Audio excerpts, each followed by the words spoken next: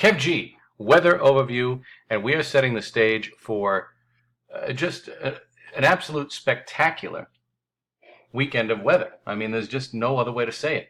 Upper 70s, low 80s, lots of sunshine, very low humidity, and just ideal summer weather. And if you're headed outdoors or if you've got big outdoor plans, barbecues, birthdays, christenings, graduations, I mean, this is just, you put a circle around this weekend and you just thank your lucky stars that all your plans happen during this weekend, because the ideal weather is settling in after last night's rain and scattered showers and thunderstorms. But that's now behind us. Next week, I think we'll get into more of an unsettled pattern.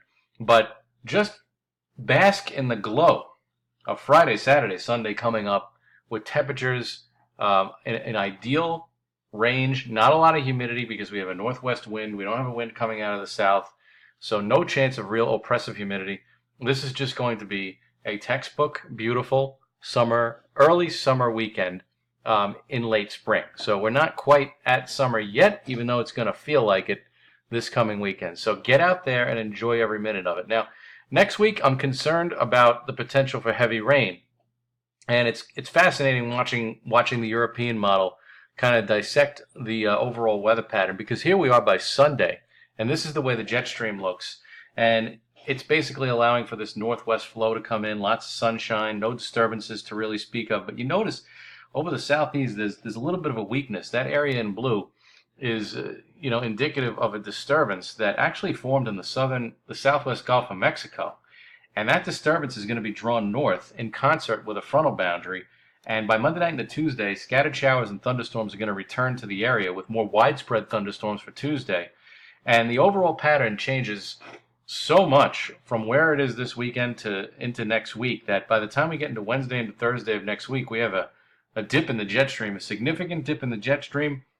And I think this is going to be a mechanism for potentially heavy rain and some flash flooding at times. Now, the question is, when is the flash flooding going to transpire? And it's really going to be a matter of timing with all these little systems moving through. So the models are going to have a tough time with it. I think they really are keying in on Monday night into Tuesday as our first real shot at some heavy rain, where the area can see a general 1 to 2 inches of rain with locally higher amounts. So as we kind of zoom past the weekend and we go into Monday off the GFS model, I think what will happen is by Sunday night, we'll start to see clouds lower and thicken. And then by Monday, we'll be in sort of an overcast situation, but rain will arrive late in the day in the form of scattered showers and thunderstorms from the south.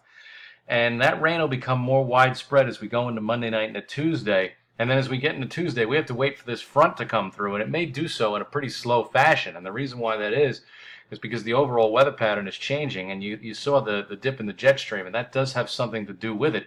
You've got this Gulf and Atlantic moisture all kind of riding along this frontal boundary, and this is where I think we could set up for some flash flooding here, because once you get that humidity level to kind of spike by Monday through Wednesday, and you couple that with Gulf and Atlantic moisture, it's a recipe for flash flooding around the area. So that's something that we're going to have to kind of look at, and we'll have to see how that all transpires. I think the models have it in a general sense.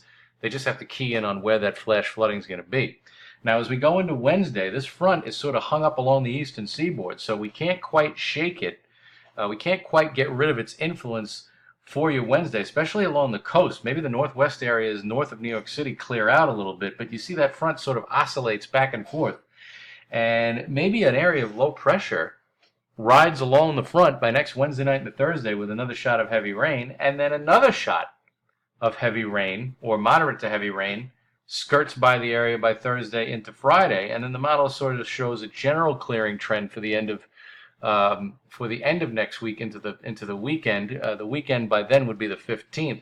So overall, I think gradually, starting Monday, we get more unsettled.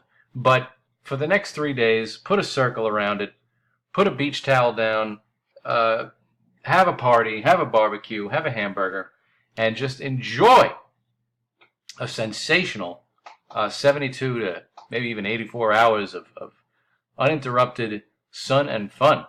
And then we have to watch for an increasing flash flood threat going into Monday into Tuesday.